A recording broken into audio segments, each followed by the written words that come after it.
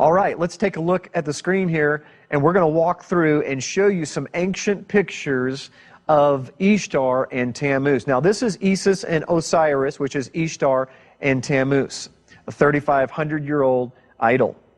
Notice what's on her head there. She actually has a crescent moon, and then she actually has a symbol of the sun that's cradled in that moon.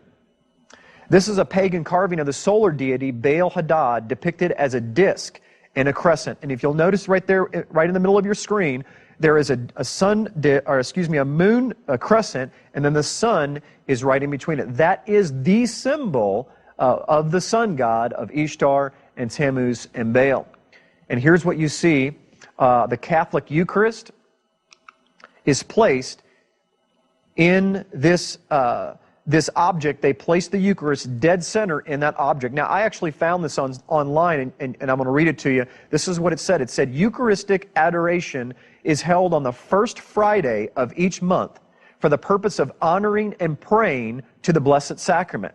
I found that online, and I'm going to leave that anonymous. But folks, people pray to this sacrament. Now, I'm going to give you a close-up, zoomed-in view here of that. Can you see that?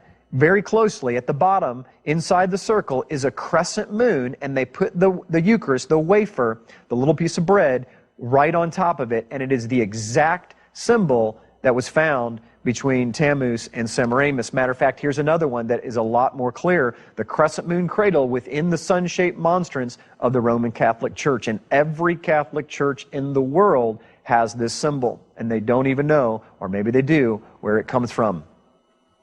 The pine cone staff is also another ancient pagan symbol that's used to symbolize the solar gods, okay?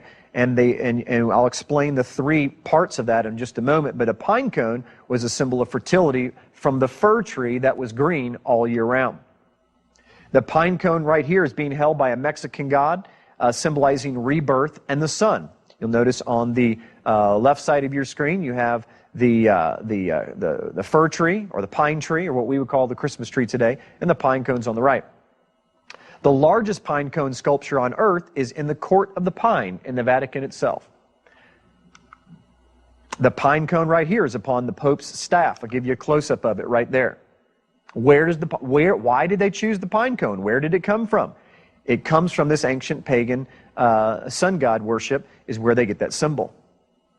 The trident is another symbol. This is an ancient satanic and pagan hand gesture called the trident. Now, it can be in many different forms. If you pull the camera back to me for just a second, what you're going to see is that sometimes it will be like this, and sometimes it'll be like this. And this is a satanic symbol even today. As a matter of fact, in 2005, when President Bush was in Norway, he finished his speech and he did this to the crowd.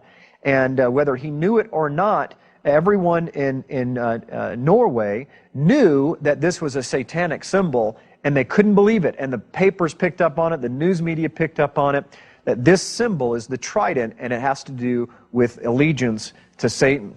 So if we move forward on the next slide, you'll see that this trident goes all the way back to ancient Babylon, and that they placed it in the hands of all their pagan gods. This is Neptune's trident, probably the most famous. We call it the devil's pitchfork today. But back then, this was Neptune's trident. It was the symbol of the sun god, or the serpent. Here's a pagan statue of Jupiter that has been renamed St. Peter, and it's in the Vatican today, holding up the trident symbol with his right hand. And if you'll notice, he has a sunburst over his head, which is exactly what Jupiter would have had as a symbol of the sun god. Here is a baby Jesus, believe it or not, has the pagan trident symbol in his right hand, along with 3 tridents coming off the top and both sides of his head, the exact symbol that we saw over here in ancient Babylon, the trident symbol. All throughout church history we see that. Let's move to a different symbol called the crozier. Now, this is an interesting symbol. This is basically the staff or the cane.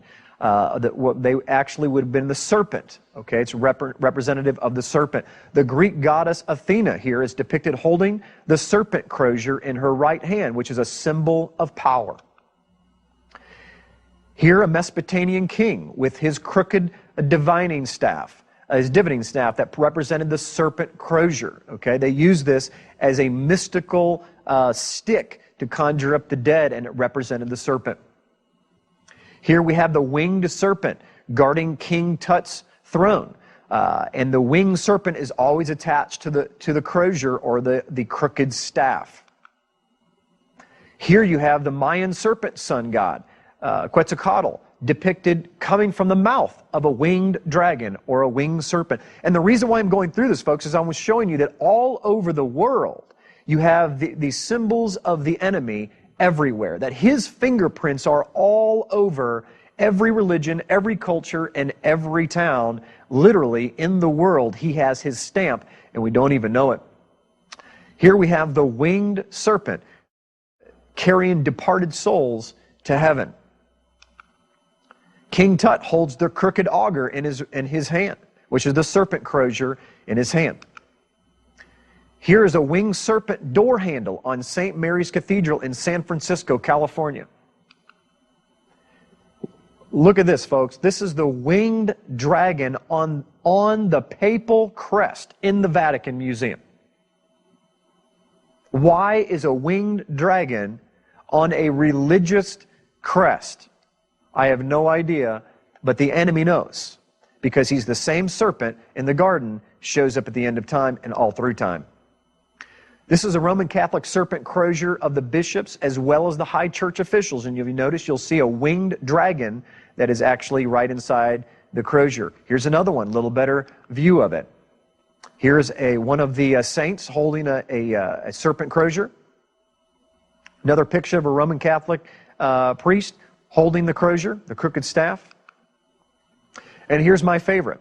This is now you can't really see it probably very well on your screen, but right above where you hold your hand, above the ball there is a king. It's actually from the waist up a king, and out of the crown of his head is a serpent that is coming out as the crooked part of the crozier, with the serpent blowing fire out of his mouth. And probably the most famous pagan symbol that's out there is the sunburst or the solar wheel. Here we see a solar wheel or a sunburst on an Assyrian Babylonian altar for the sun god Baal. The very god Nimrod, we have his symbols right here. This is the sun god Baal. His symbol is the 8-pointed star. Now I want you to look carefully on your screen, because you're going to see this in multiple images from this moment on. But this sunburst almost always has the symbol of the sun god has 8 points, which creates 8 sections of the star or the wheel. There's 8 sections or 8 spokes of the wheel. Here's a great example of it in a Buddhist temple in Thailand. Okay, the enemy seems to move around very freely. This is a solar wheel depicted in the floor tiles of the monastery in St. Ignatius. This is the exact solar wheel that we saw in Babylonian times that was depicted as the sun god Baal. And matter of fact, if you look carefully, you'll see the very dead center is a sun wheel, and then another sun wheel, and then another sunburst inside, wheels within wheels. If you remember Ezekiel's wheel within wheels, this is a fraud. The enemy counterfeits what is holy and makes it unholy. This is the largest solar wheel on earth. My friends, this is St. Peter's Square at the Vatican in Rome. An aerial view taken from Google Earth from about 10 miles up. You are looking at one massive solar wheel, and it's very clear. You can see it, the 8-pointed star, and you can see the 8 sections of the wheel. And then there is the hub in the center, and I'll show you what's in the center of the hub in just a moment.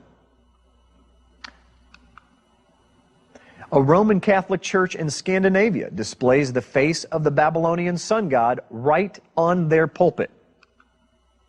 Here's the face, is that child within the fertility symbol of the sun rays on a Roman Catholic altar.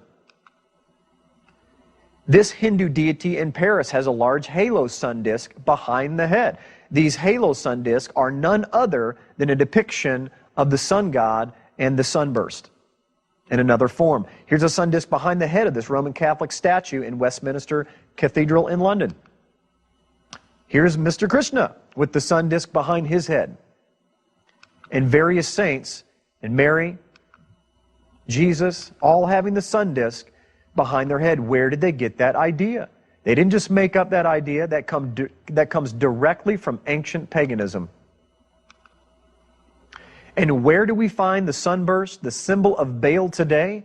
Believe it or not, ladies and gentlemen, we find it on department store Christmas trees. Right there, we have the 8-pointed star at the top of the Christmas tree. And I'll explain where the Christmas tree came from a little bit later, but this is the symbol and where we had the star. The star story that we have today of being the star in Bethlehem, and that's where the kings came and they found baby Jesus laying in the tomb. That is not the truth, ladies and gentlemen. That is a made-up story. This story predates that story by far, by thousands of years. In fact, it just is very convenient to make the star of Bethlehem, but that is not why we put the star up there. That is not where it came from to begin with. It came from the ancient pagans placed sun disk on top of the fir tree 3,000 years ago. Here's another one. Looks very similar. Another Christmas tree, and very clearly at the very top of the tree is a sun. It's a sun disk. They don't even know why they're putting that disk up there, but it is tradition that we put a star on top of the tree, and it is not representative of the star in Bethlehem. It is the star of the sun disk and the solar wheel of the pagan sun god Nimrod or Baal. Right here, even the 8-pointed star on top of the White House, their Christmas tree in the United States. So just where did we get that star? Well, now you know. And let's move to our last pagan symbol, and probably the most prevalent pagan symbol in the world today is the obelisk. Literally means Baal's shaft or Baal's organ of reproduction. It's almost always placed in the center of a circle, which represents the female genitalia and the physical sexual act. Ladies and gentlemen, this that we see all over the world today in virtually every city, and I'm going to show it to you, is none other than the representation of the male organ of Baal. And it is said that the sun gods live inside of these things, and we have them everywhere. Here's one in Turkey. Cleopatra's Needle in London. This is the oldest obelisk in Scotland. One in Switzerland. Germany. Traveling all over the world, we see the fingerprints of the enemy. Paris, France. You can even see the ancient pagan hieroglyphics on the sides. In Mecca. Folks, Mecca, Islam. Luxor in Egypt, near the River Nile. This is in Buenos Aires, Argentina. We're shifting continents now. Dedicated to sun god Ra, who is said to live inside. One in Amsterdam. One in Ethiopia. Mongolia. And look at this. Ladies and gentlemen, this is an aerial view of the Vatican. Now you can decide for yourself what that looks like, but that is, if the enemy is from the beginning, has his fingerprints all over this, and he used the Roman Catholic Church as a springboard for the rest of the world to promulgate sun god worship, then what you are looking at is none other than an aerial view of the male organ of Nimrod. Matter of fact, I will prove it to you. It is facing directly west, due west. Matter of fact, I put my cursor on the Google images, and it is to the degree west. Not off by 1 degree. It is pointing due west right into the setting sun, which is the major symbol of Baal, the sun god. Now, you see the sun wheel there again. Let's zoom in and look what you find. You find the largest obelisk in the world, dead center, in the Vatican, in St. Peter's Square, in the hub, coming out of the circles of the sun wheel.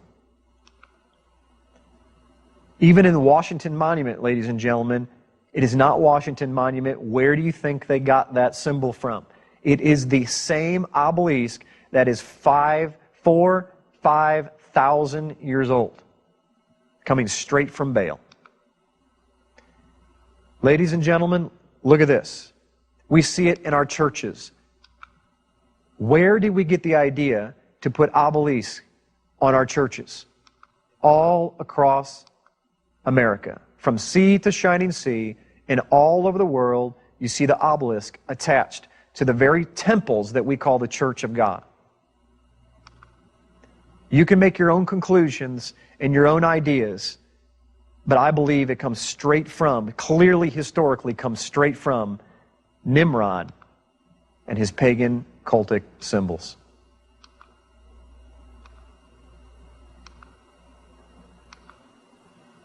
But that's not what it means to me. Well, I know. I was there and I remember those feelings. And Jim, that's great. All this information is fascinating. That all this paganism came from Baal and sun god worship and all of these horrible things that happen when they worship their gods. But that's not what it means to me. When I go to church and it has a obelisk attached to it, that's not what we think it means. Well, I would ask if you could have another interpretation of why it's there. But number two, we're going to talk about that. We're going to talk about what it means to us here in just a moment. So just hold on to your hat there. The early reformers, when they came out of Rome, listen to this, ladies and gentlemen, they removed the obelisk as the monuments of idolatry, and Martin Luther himself called the organ an ensign of Baal.